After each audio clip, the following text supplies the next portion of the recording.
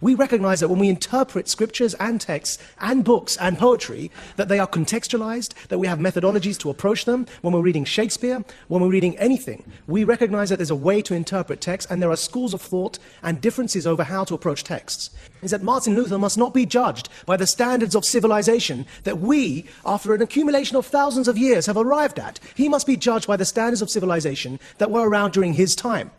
Yes, we read things in their context. I mean, you read Chaucer in context. Chaucer doesn't have followers. He doesn't have 1.4 billion people who believe everything. Sorry, I quoted Martin Luther, not Chaucer. Or are meant to believe everything. I suppose Martin Luther does it. You don't have followers of Shakespeare who insist on, or are meant to be insisted on line by line following everything Shakespeare did and believing everything he wrote. That's because it's literature. Actually, what's happening, Majid, is you've put your finger on the problem. Absolutely. It's not us that isn't applying the rigorous critical faculties. We're applying them to the Quran as we would to any other work of literature.